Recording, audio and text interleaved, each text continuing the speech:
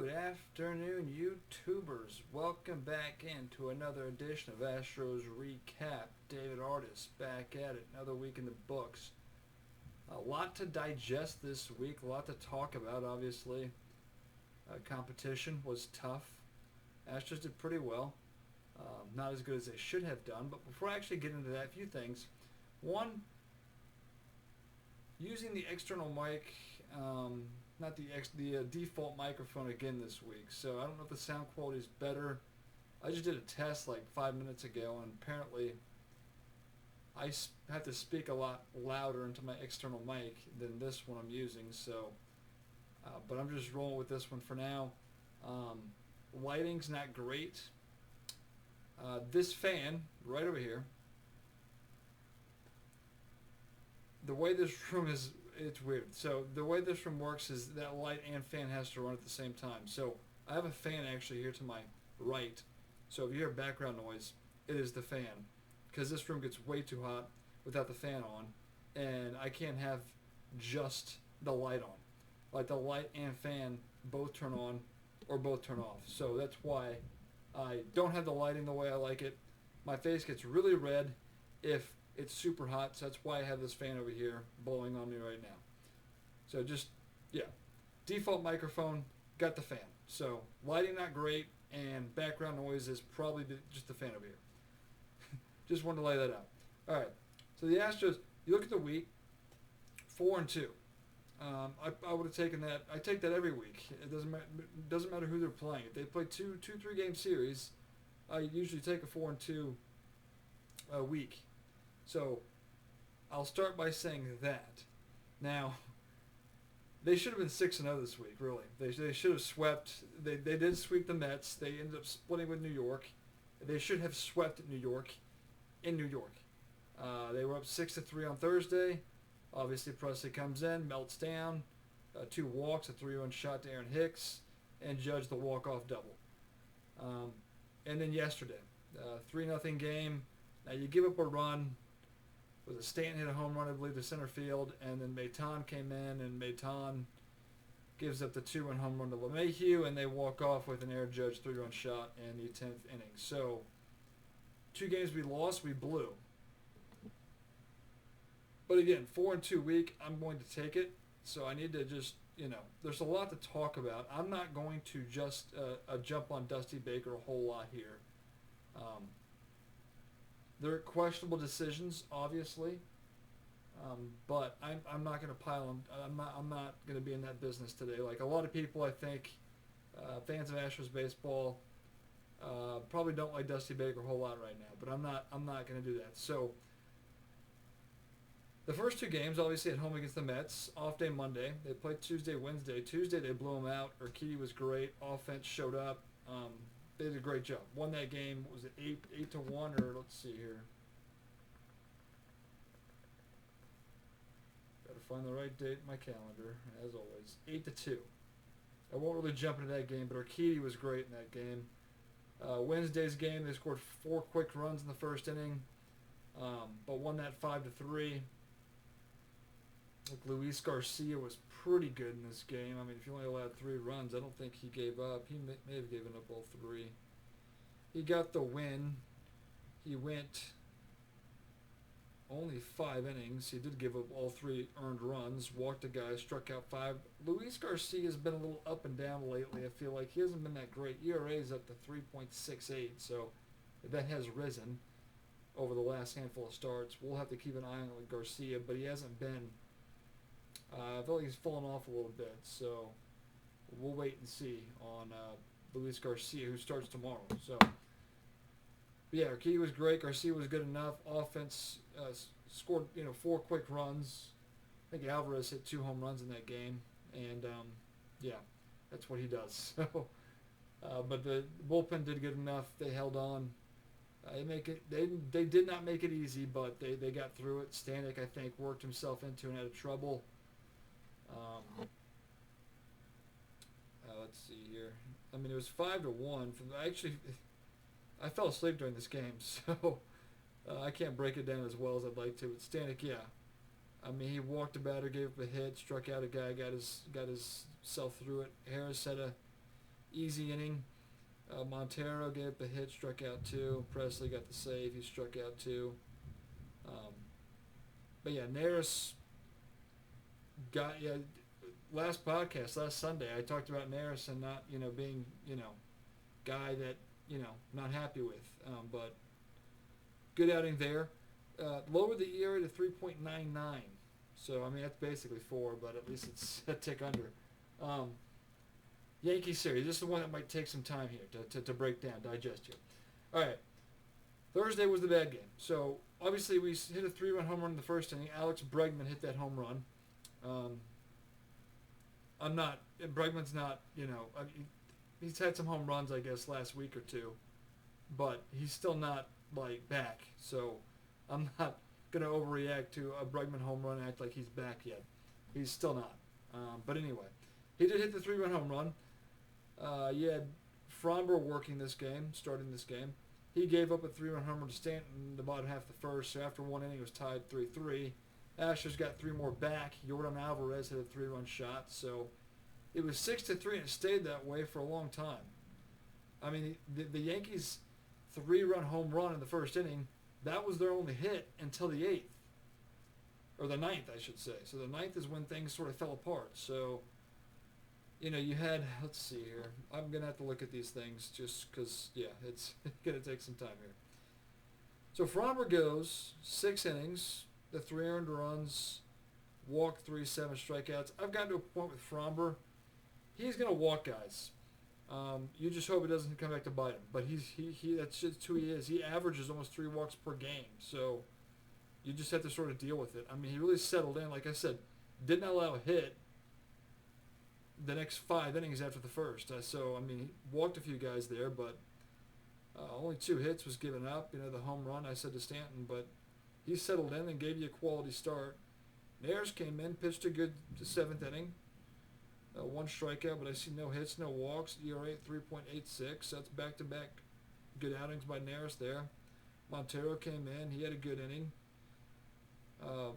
So your setup people were fine, basically. But Presley comes in and he walks the first 2 batters. That's never good. That's never good. You have 3 runs. As a closer and you have a cushion like that, you got to at least throw strikes. He couldn't do it. And then, Aaron Hicks got to him, the 3-run home run, tied the game at 6. They left him in. So after that 3-run home run, I think people will blame Dusty Baker because he left Presley in too long. It's probably the case. I won't necessarily jump into that side of things. I think as a closer and as a manager, you have to trust that your closer can work himself out of jams, which Presley has done. That was his 3rd blown save of the year, but let's think about things for a second. Presley blew a save early in the year against Arizona, blew a save to Detroit. That was like the first game after he came off the IL. He was on the IL for 3 weeks, something like that. I don't know. The first game he came back, he pitched in, and he blew it. And then this one. So it's his 3rd blown save, but let's keep in mind Presley also has had a lot of save opportunities where he's struggled, and he got bailed out by a ground ball double play. So Presley has not been some lockdown. He's been an issue in the bullpen. He has been. You look at the numbers; they're not terrible, but it's not. He's striking out guys here and there, obviously, but he's also walking guys. He's giving up base hits. He has struggled in a lot of his saves that he's actually converted, but he's blown 3. I just named Arizona, Detroit, and of course Thursday night. So let's see. I got to jump back into this here. I need to dive way into this here because I want to give you the exact play-by-play here of what happened. So all plays, scroll way down here, 9th inning, bottom of the 9th. So yes, as we mentioned, he walks Stanton, he walks Gleyber Torres, Hicks hits the 3-run home run, and then he gives up a single. This is when he probably should have been taken out. You walk 2 guys, you give up a home run to single. That's when Presley probably should have been pulled. He just didn't have it. Kept him in though, but Isaiah Kiner-Falefa hit a ground ball.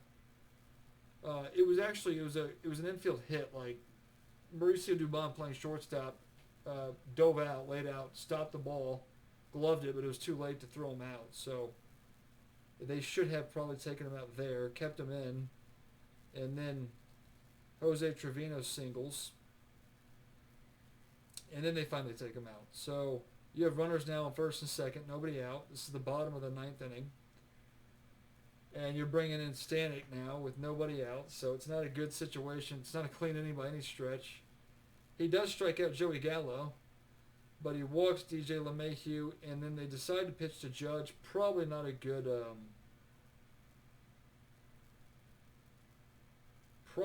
decision to pitch to Judge. I actually left out, so there was a caught stealing by Kiner Falefa that was still there. That took place while Presley was still in the game.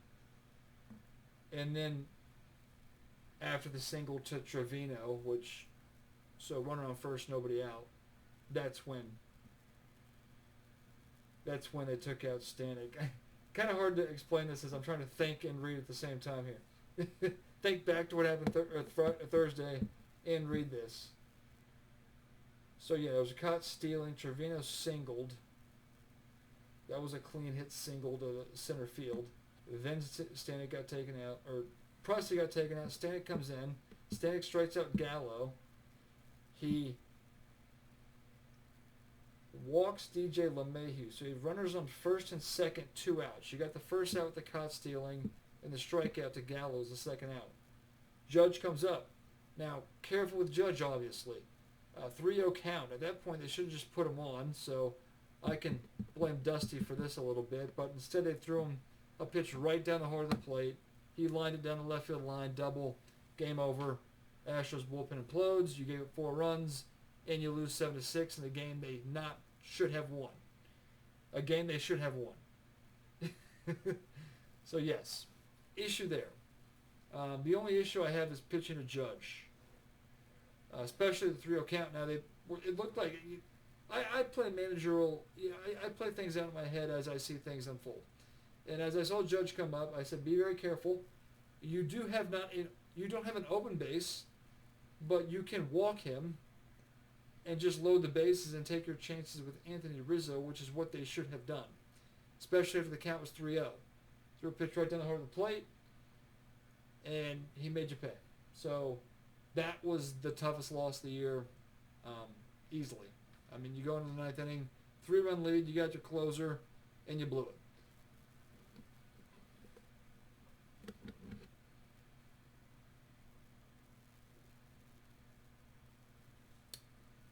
So losing the game on Thursday made Friday's game more important to bounce back, which they did do. Scored 3 runs, 1 swing of the bat, Kyle Tucker, 3-run shot. They had opportunities. In fact, they had opportunities the entire series to actually add insurance runs, and they really didn't do it. That game didn't cost them. They scored 3 runs. Verlander was great, bounced back from his bad outing against the White Sox the previous week. So, but we also didn't have our bullpen the way we liked it. Montero actually closed out that game. Presley was not available, which didn't bother me none because he was terrible the night before. So that's still fresh in your memory. So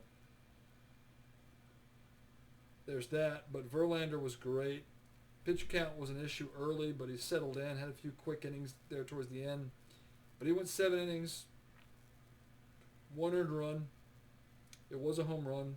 Only struck out 3, walked 1 guy, but still was great. It was great. Only home run he gave up to was, who was it the home run he gave up to? Let's see here.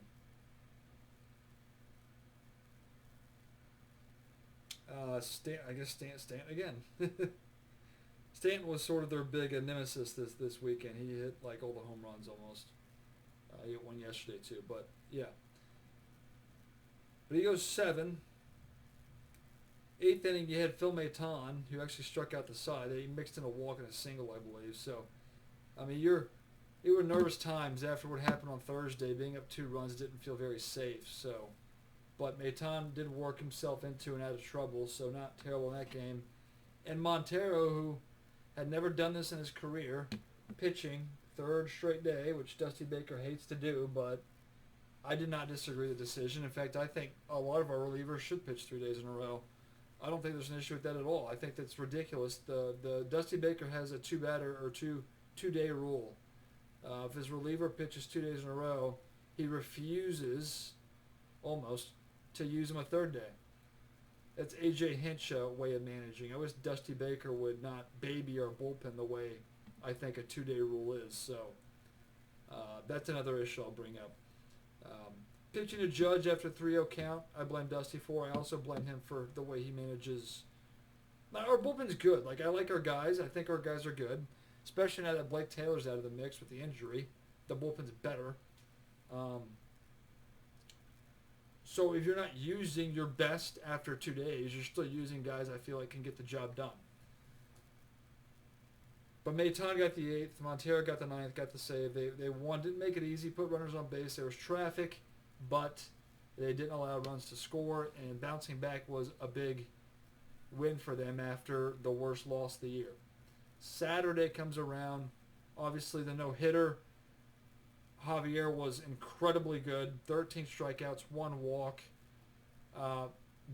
Pitch count ran up to 115 after 7 innings. No hits. Had to take him out. Not an issue with that at all. Neris came in. Wasn't great. Not very efficient in his outing, but didn't allow a hit. And let's see here. So Neris here walked 2 guys, but pitched around it, got through it. Presley actually had a 1-2-3 inning with 2 strikeouts in the 9th to actually complete the no-hitter there. That was a good bounce back for him. ERA's at 4.05 though, so Presley, your closer's got the highest ERA of anybody in the bullpen right now. That's worth mentioning. But was good. He bounced back after the abysmal outing he had on Thursday. So 15th save of the year for Presley there. Neris' 16th hold. Neris has had 3 straight outings where have been scoreless. Not perfect outings, but scoreless outings. ERA 3.73. Javier was the big story, obviously. 13 strikeouts, 7 innings. No hitter for the Astros. Celebrate. And they scored their 3 runs. J.J. Maticevic hit a home run. And so did Jose Altuve. So J.J. Maticevic actually played first base as there was no Yuli Gurriel. Yuli did come in, pinch hit, but Maticevic got the start at first there. And also, game late here Friday, Jake Myers activated off the IL. Very happy about that. And Jose Siri got optioned to AAA. That was probably that's what was suspected. But winning back-to-back games after you won on Saturday, mission accomplished. Everything now would be icing on the cake because you split the 4-game set. Have a chance to take 3 or 4 at this point, so you're hoping for that. But me as a fan, we've done exactly what I had hoped. I remember walking out the door going to work on Sunday, like 11:30, and I said, if the Astros lose today, it's not the end of the world. I'll be okay. Because, like I said, they've done what I've hoped they can do. Now, obviously, you want to win your games. What would bother me, I thought this when I was walking out the door, only loss that would bother me today is if they blow it. If they have the lead late and they blow it, that would bother me. And sure enough, that's what happened. So, like I said, you blew Thursday's game, you blew Sunday's game. They really should have been 6-0 this week. Didn't happen. Sunday's game had 3 runs, I believe. Let's see who hit a home run. Altuve hit a home run, first pitch of the game. Heard a lot of F. Altuve chants all week, so it's nice to hear that he was hitting home runs despite those chants to shut up those Yankees fans. But Mauricio Dubon had a 2-run single. Nestor Cortez pitching this game, so got couple.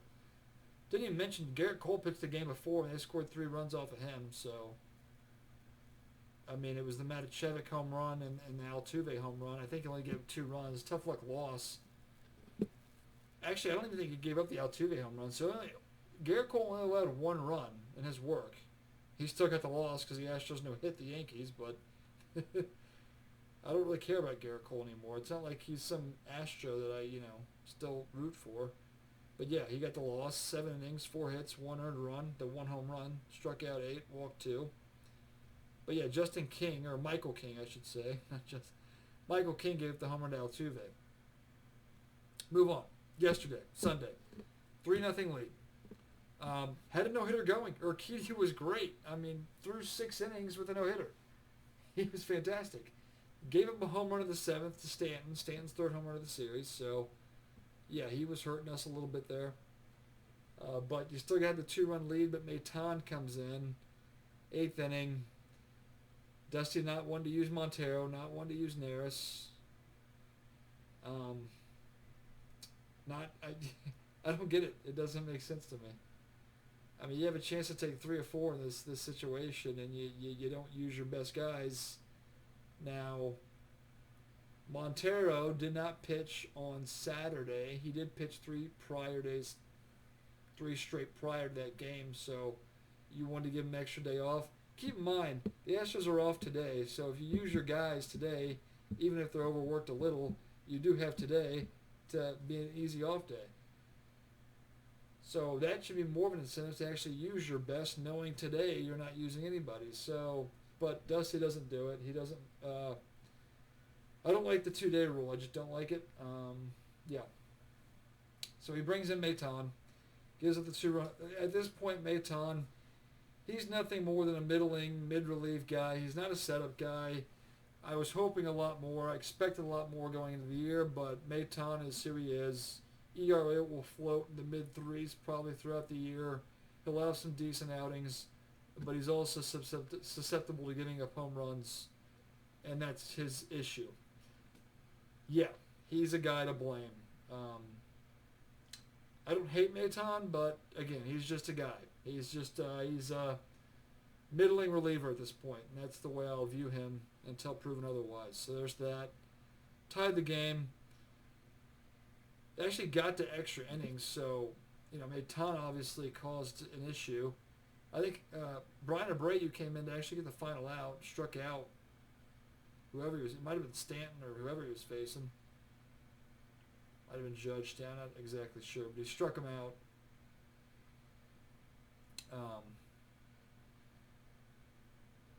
Yeah, he only got that 1 out, though. So, yeah, Maton got the 2 outs there in the 8th, gave up the home run. Abreu struck out the batter he faced.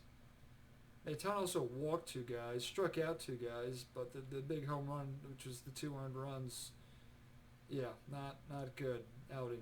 Blown save, Phil Maton. Stanek pitched the 8th, or the 9th, I should say. He was good. He did a walk a guy, struck out 2, got through it, no problem. Then you go to the 10th. Now, the Astros had a golden opportunity. Bases loaded. You had your ghost runner at second, obviously. That was Castro. He's been abysmal this year, by the way. But you loaded the bases with 1 out, and you had Kyle Tucker up, which I'm usually okay with. But Tucker chased pitches. He popped out. Infield pop into the inning, and then who was after that? Yuli. Yuli's been a disgrace this year. He also is out. You had an opportunity there to at least give yourself a chance to win with a lead. Couldn't do it. Dusty refused to bring in Neris, Montero, or Presley, so he brings in Seth Martinez. Now, Martinez ERA obviously at 0 going into this game. Hasn't pitched high leverage all year, so this was the big first spot. Not going to blame Martinez here. I do blame one thing. Now,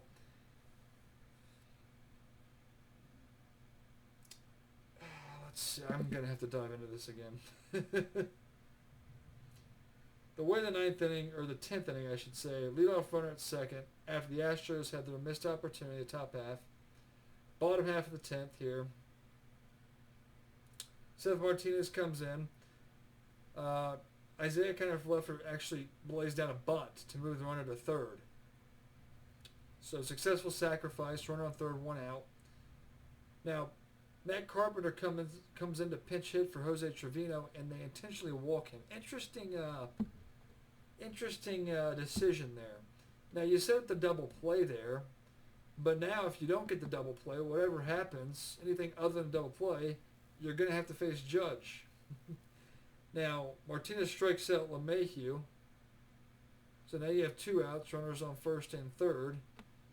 And here comes Judge now. You could have walked him to face Rizzo.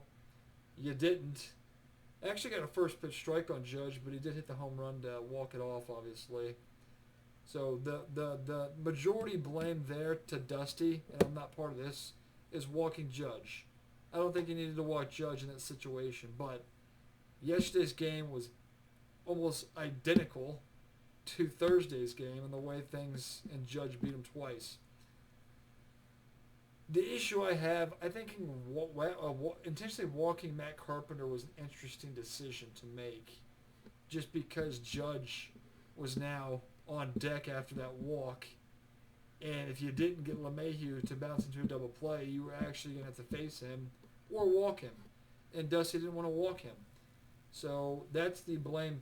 If I were to blame two things on Dusty, or a few things here over the weekend, the two losses, he left Presley in too long, probably a batter too long, I'd say, on Thursday. He decided to throw a strike after a 3-0 count to Judge with the base open on Thursday, so there's some blame there. And then intentionally walking Matt Carpenter. 3 issues I have with Dusty over the weekend. I'm not going to blame the pitchers he used, the guys he used. That's a completely different argument. I've already said I don't like the 2-day reliever rule, but he's got it, and yeah. Anyway, bad losses. Step back, put things in perspective. They still went 4-2. I'll take it. They still have a huge division lead. They're pitching good. We'll see what Garcia gives them tomorrow. Urquidy's been good. The last 3 starts. That was the one guy in the rotation we were concerned with.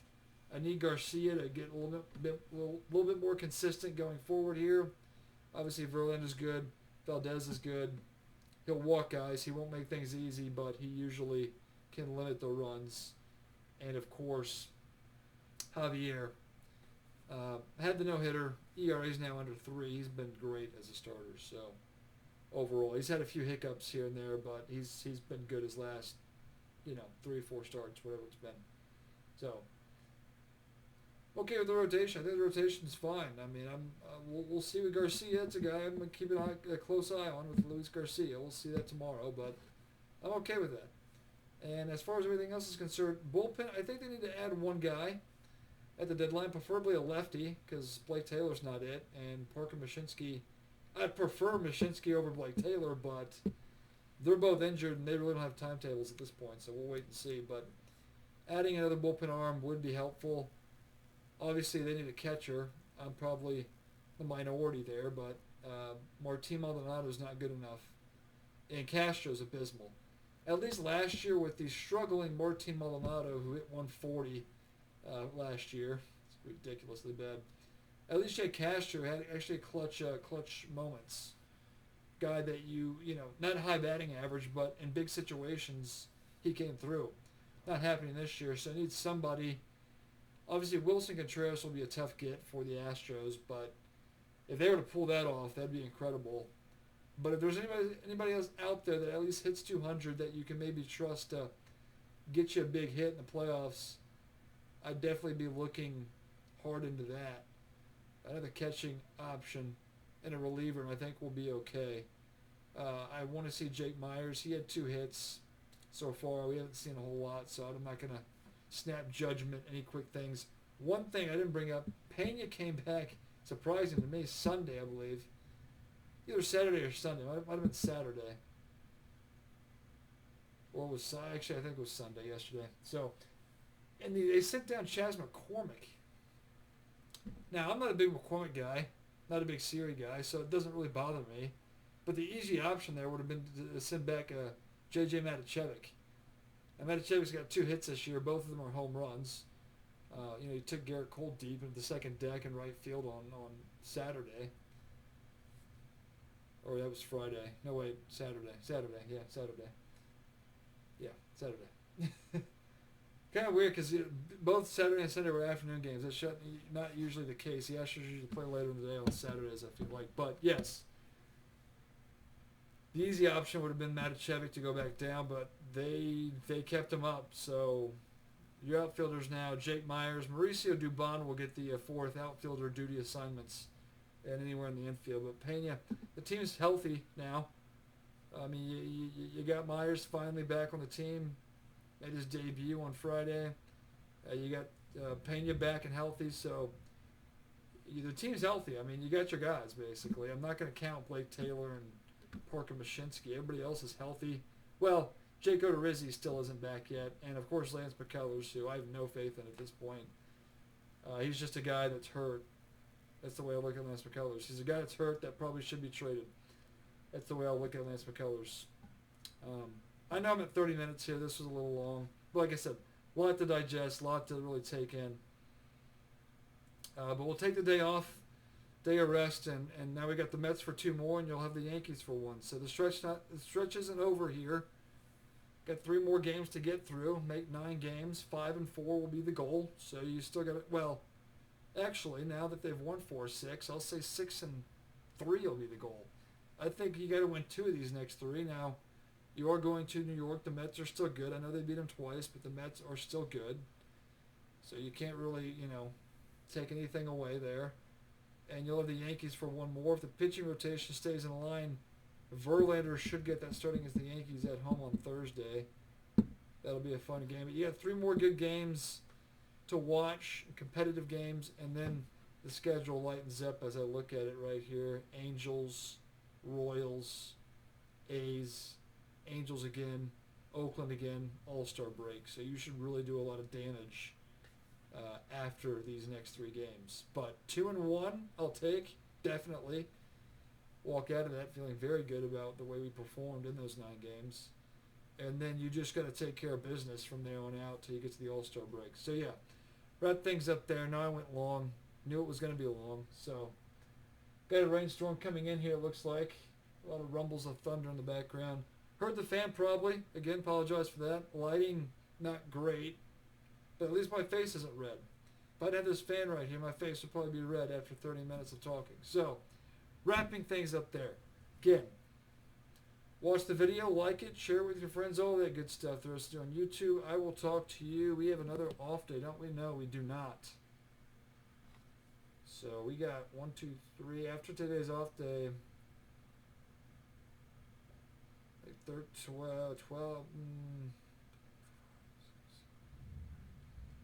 13 straight games without an off day. So my next time will be July 3rd, Sunday night. I will talk to you then. So we'll see you then. But yeah, that's it.